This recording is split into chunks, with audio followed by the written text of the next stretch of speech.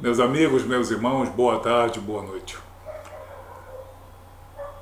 Qual é o melhor lugar para você encontrar uma verdadeira reconciliação com Deus? Aonde você vai encontrar os conceitos e as orientações verdadeiras para uma salvação eterna e para um conhecimento de nosso Senhor e Salvador Jesus Cristo? Unicamente em uma igreja cristã. Mais especificamente, numa igreja cristã, protestante ou evangélica. Por que eu faço essa recomendação? Muitos pensam que todos os caminhos levam a Deus. Essa é uma das grandes bobagens ensinadas há muitos séculos. Jesus mesmo disse: eu sou o caminho, eu sou a verdade, eu sou a vida, e ninguém chega ao Pai senão por mim. Evangelho de João, capítulo 14, versículo 6. Numa igreja evangélica, numa igreja cristã, você encontra as pessoas e os elementos necessários para uma reconciliação com Deus.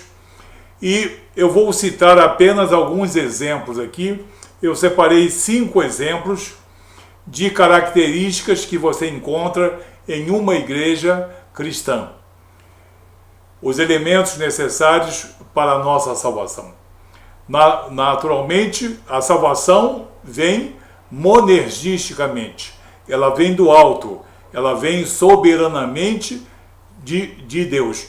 Mas no ambiente cristão é que você não vai ser enganado. É no ambiente cristão que você vai ser devidamente orientado quanto à tua parte em dispor-se à obra redentora de Deus em Jesus Cristo.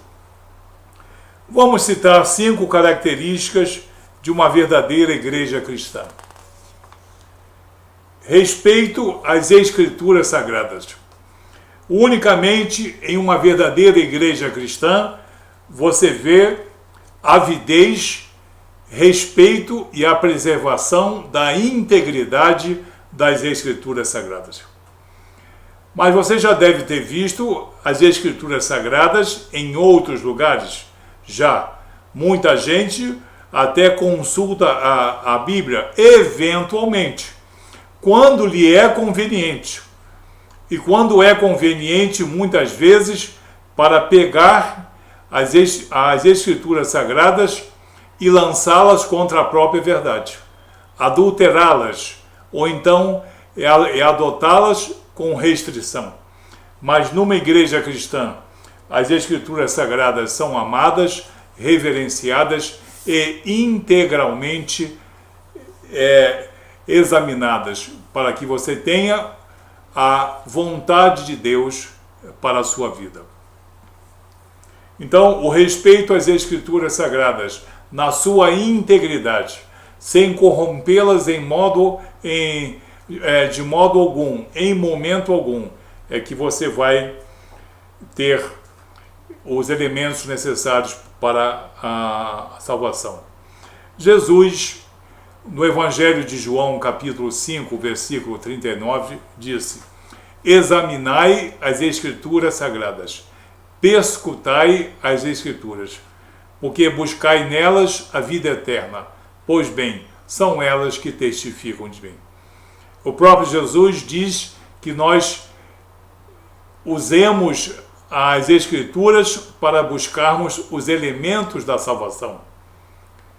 Ele não impõe nenhuma restrição, mas há homens e há lugares que impõem restrições às Escrituras Sagradas.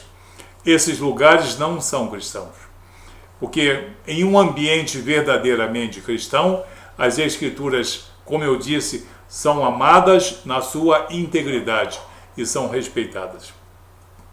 Uma outra passagem também já bastante conhecida é do apóstolo Paulo, em 2 Timóteo, capítulo 3, versículo 16 e versículo 17. Quando Paulo diz: toda a Escritura é divinamente inspirada e proveitosa para ensinar, para redarguir, para corrigir, para instruir em justiça, para que o homem de Deus seja perfeito e perfeitamente instruído para toda boa obra. Então, você vê aqui a recomendação do apóstolo Paulo e a recomendação de nosso Senhor Jesus Cristo, para que nós busquemos nas Escrituras os elementos que Deus quer que nós conheçamos, para que o Espírito Santo de Deus possa atuar em nós e nos levar a uma reconciliação com Deus. Então, o respeito às Escrituras Sagradas é típico do ambiente cristão. Respeitar na integridade, sem nenhuma restrição. Uma segunda característica de uma verdadeira igreja cristã: ela é projeto de Deus. Ué, mas você está falando de qual igreja? Eu não estou falando das igrejas de argamassa, eu estou falando da igreja como corpo místico de Cristo, ou Israel de Deus, que são todas as almas congregadas em torno da obra salvadora e redentora de nosso Senhor e Salvador Jesus Cristo, e que congrega todas as almas que creem que Jesus Cristo é o nosso Redentor, é o nosso Salvador. Mas dentro de uma igreja cristã, você estará também, no caso, pertencente a essa igreja universal, a essa igreja invisível, espiritual, corpo místico de Cristo, noiva de Cristo ou Israel de Deus. Somente no ambiente cristão você vai estar na presença da verdadeira igreja. No livro de Atos dos Apóstolos, capítulo 20, versículo 28, olhai, pois, por vós e por todo o rebanho, sobre o qual o Espírito Santo vos constituiu bispos, para apacentardes a igreja de Deus, que ele resgatou com o seu próprio sangue. Quem foi que verteu o seu próprio sangue para que houvesse a criação da verdadeira igreja espiritual, da verdadeira igreja cristã? Jesus Cristo. Por isso, ele é o criador da verdadeira igreja, projetada desde a eternidade por Deus Pai e por Deus Filho, para a redenção do homem. Mas foi na cruz do Calvário que ela se apresentou a nós de modo evidente, de modo visível. Em terceiro lugar, a igreja cristã, a verdadeira igreja cristã, ela é dirigida pelo Espírito Santo de Deus. Ué, mas não são os homens que dirigem? Não, os homens e mulheres, pastores, sacerdotes, diáconos, são responsáveis pela administração, mas a direção espiritual é do Espírito Santo de Deus. Em todas as igrejas cristãs, o Espírito Santo de Deus está presente. Aonde houver negação do Espírito Santo de Deus, onde houver deturpação da pessoa celestial do Espírito Santo de Deus, é impossível que esse ambiente seja cristão. O próprio Jesus nos diz no Evangelho de João, capítulo 14, versículo 26. Mas aquele Consolador, o Espírito Santo, que o Pai enviará em meu nome, esse vos ensinará todas as coisas e vos fará lembrar de tudo quanto vos tenho dito. Jesus aqui afirma, e afirma em outros locais, como no Evangelho de João, capítulo 14, versículo 17, como em João 15, 26, que o Consolador é o Espírito Santo. Portanto, é um Espírito soberano. Não é uma codificação, não é uma seita, não é uma doutrina, mas é um Espírito enviado por Deus Pai para no caso, capacitar a igreja, porque todas as igrejas cristãs na face da terra, nesses últimos 2000 anos, são capacitadas pelo Espírito Santo de Deus. E aonde não houver amor e o devido respeito ao Espírito Santo de Deus, não existe nenhuma atividade cristã.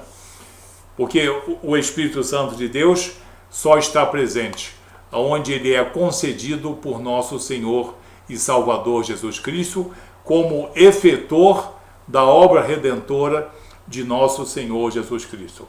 Aonde não se crê também na obra redentora, o Espírito Santo não está no caso presente e existe alguma manifestação de religiosidade ali, mas não de cristianismo.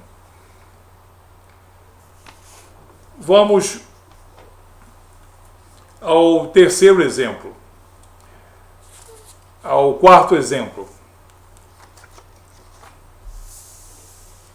Em uma igreja cristã, você vai compreender os elementos da justificação. O que é a justificação? É uma característica que somente Jesus tem, a condição de justo perante Deus Pai. Mas essa condição de justo nos será como que emprestada, nos será como que, no caso, imputada, quando nós reconhecermos a morte vicária e a ressurreição de nosso Senhor e Salvador Jesus Cristo.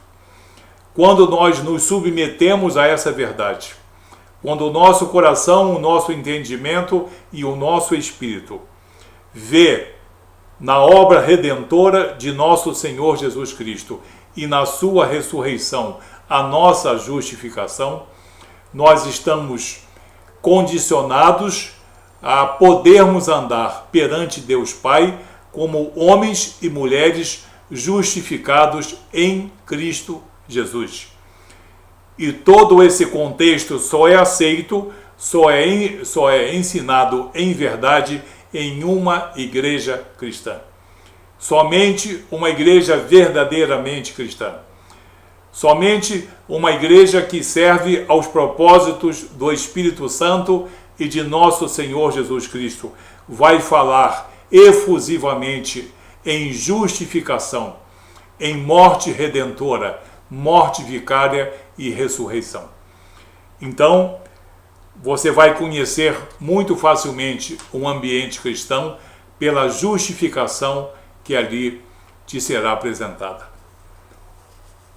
O apóstolo Paulo, em Romanos capítulo 3, versículos 24, 25 e 26, ele diz: sendo justificados gratuitamente pela sua graça, pela redenção que há em Cristo Jesus, ao qual Deus propôs para propiciação pela fé no seu sangue. Repito, para propiciação pela fé no seu sangue, para demonstrar a sua justiça pela remissão dos pecados dantes cometidos sob a paciência de Deus, para demonstração da sua justiça neste tempo presente, para que ele seja justo e justificador de todo aquele que tem fé em Jesus Cristo. Ele, o justo, seja também justificador de todo homem e toda mulher que tenha verdadeira fé em nosso Senhor Jesus Cristo. Fé na propiciação pelo seu sangue. Ok? Então aí você vai encontrar a justificação somente num ambiente verdadeiramente cristão, aonde se nega ou se evita esses dois fatos, a morte vicária substitutiva e a ressurreição de Jesus Cristo, existe de tudo, menos ambiente cristão, menos cristianismo. Outro exemplo. Numa igreja cristã, você vai receber todos os elementos, todas as informações necessárias concernentes à salvação. Concernentes à salvação. De que maneira te será concedida a salvação? a vida eterna. Não segundo doutrina de homens, mas segundo o que foi estabelecido por Deus desde a eternidade. É onde Jesus aparece como Salvador, como Redentor, e só aparece nas igrejas cristãs. O apóstolo Paulo, na carta a Tito, capítulo 1, versículo 4, ele diz: a Tito, meu verdadeiro filho, segundo a fé comum, graça, misericórdia e paz da parte de Deus Pai e da do Senhor Jesus Cristo, nosso Salvador. Ele é bem específico, nosso Salvador.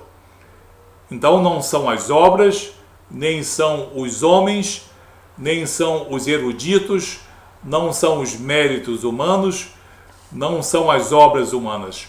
É a obra redentora de nosso Senhor e Salvador Jesus Cristo.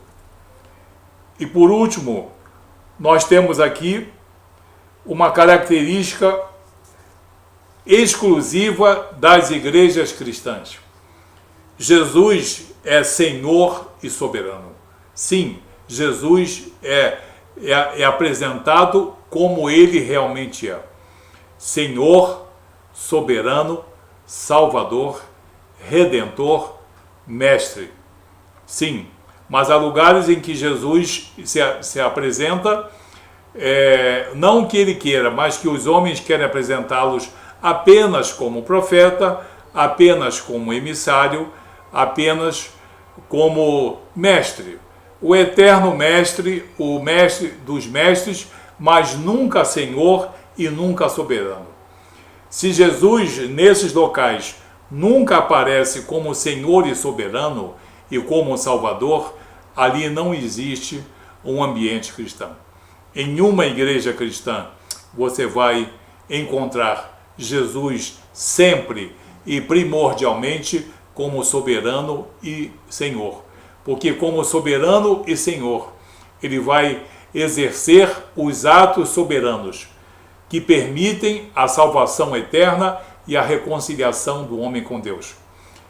Tais como atos soberanos: nos convencer de nossa natureza pecaminosa, anular os nossos pecados, nos regenerar, ou seja, nos fazer nascer do alto, nascer de Deus, nos conceder o Espírito Santo de Deus.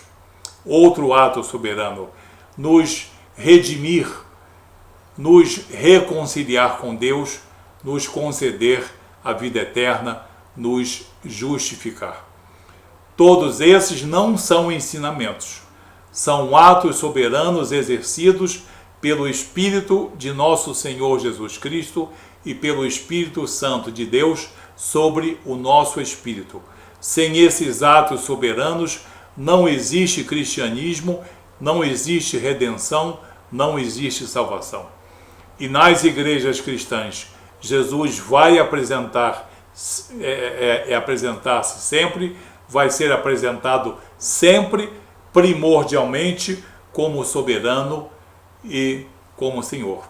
Ele mesmo afirmou no Evangelho de João, capítulo 13, versículo 13: vós me chamais de mestre e de Senhor, pois bem, eu sou. O que Jesus disse: vós me chamais de mestre, porque eu vos ensino aqueles ensinamentos universais que já eram conhecidos antes de mim. O amor, a caridade, o amor fraternal, a mansidão, a humildade, etc. Mas eu sou também Senhor e soberano, primordialmente Senhor e soberano, porque sem a minha soberania, vocês não são salvos. Sem a minha soberania, vocês não são reconciliados com Deus. Sem a minha soberania, vocês não têm os seus pecados anulados. Vocês não vão conhecer a redenção. Então, numa igreja cristã, você vai ouvir a todo momento Jesus como nosso Senhor e nosso soberano, nosso Salvador e nosso Redentor. É por esse e outros motivos mais que você só deve crer naquilo que é ensinado ministrado por uma verdadeira igreja cristã. Uma igreja compromissada com as Escrituras Sagradas, compromissado com a obra redentora de nosso Senhor Jesus Cristo, compromissado com a morte vicária e a ressurreição de Jesus Cristo, compromissado, portanto, com a verdade que resgata, redime, salva e concede a vida eterna. Busque apenas em uma igreja cristã a tua intimidade com Deus, a verdade de Deus para nós. Que Deus abençoe você em nome de Jesus. Cuidado, porque estamos em época de grande apostasia. As heresias estão aí tentando impedir que você conheça a verdade que salva, a verdade que é nosso Senhor e Salvador Jesus Cristo. Que Deus te abençoe em nome de Jesus.